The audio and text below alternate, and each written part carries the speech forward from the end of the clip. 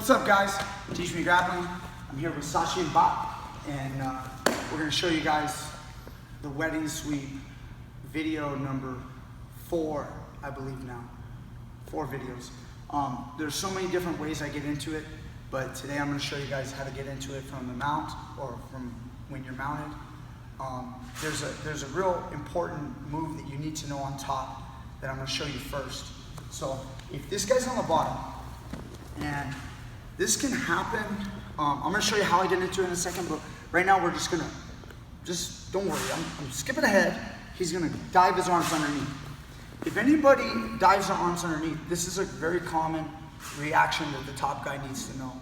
Okay, if I stay here and I just try to clamp down, you notice Sasha's definitely a bigger person than me.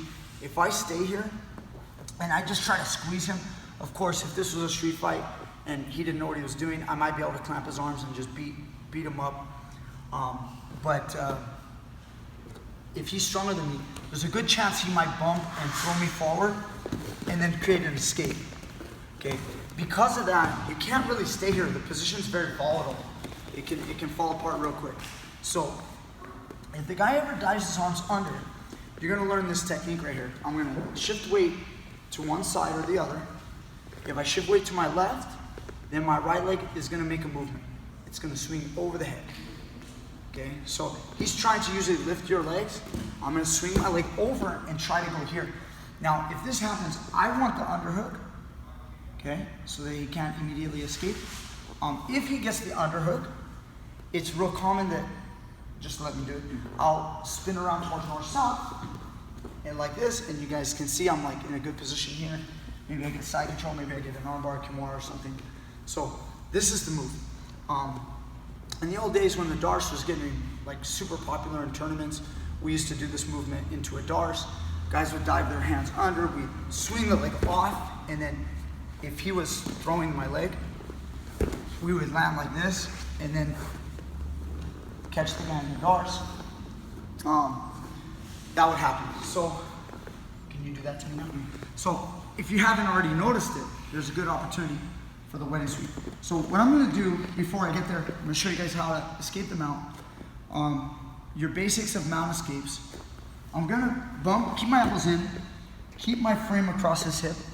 Some people like to just push like this, some people lock a frame. I'm gonna show you guys just locking a frame.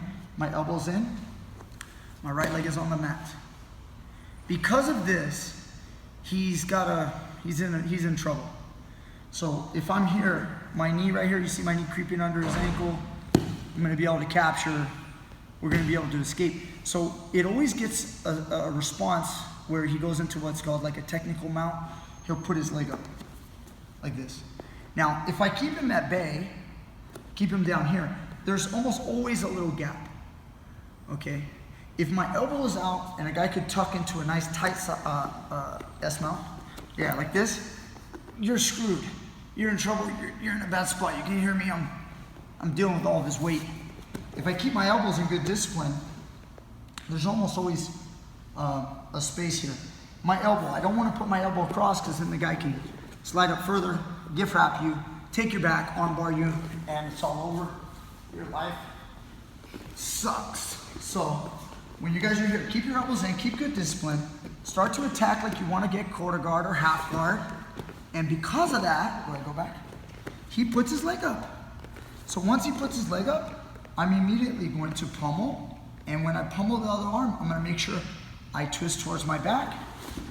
And I have the double under now. Now, once I'm here, my knee also will always bump him, keeping him off balance to make sure that I get a good position. You notice he tries to like sit back on me to shut down my lift. So use your knees. So when he's here, I'm gonna bump him forward, get my position. Now, once I'm here, I can even force it. I can force the position that I choose. If Sash wants to throw his left leg like that, that's fine with me if I'm okay with it, all right? There's a little bit of sweat in the face, if you guys have ever had that happen before.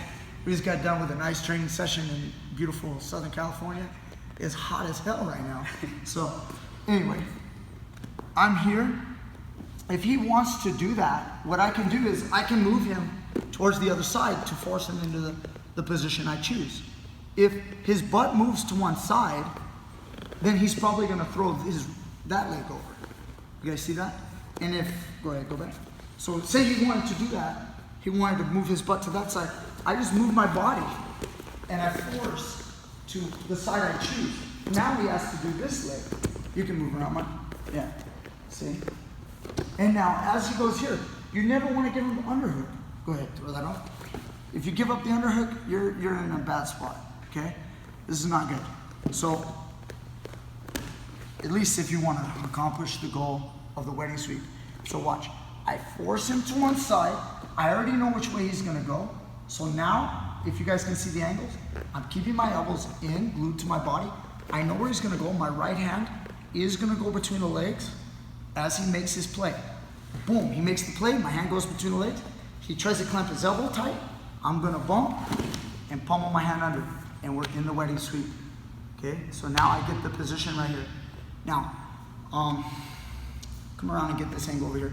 I had somebody ask me about, there's so many questions, guys, I can't get to all of them, but while I'm here, I might as well address it. Somebody said, can't he just do a Keskatami? If he grabs my head right now, and he grabs his leg, or anything like this, guys, this is the easiest Keskatami escape. It's the easiest thing to do. So he's not gonna be able to hold you. Your arm is under. If you get into a proper Keskatami right here, and he controls the triceps, like, guys, look, this is hard. Flat on my back, all this big guy's weight on me. You know, so much pressure. If my arm is under, like this, and he tries to grab my head and squeeze and be a big guy, look what I do. Even that, there's a little bit of pressure. Go ahead, do that. I'm just gonna get my body under his center of gravity. Now he can try to adjust his weight. See that? See how look at my elbow and my knee.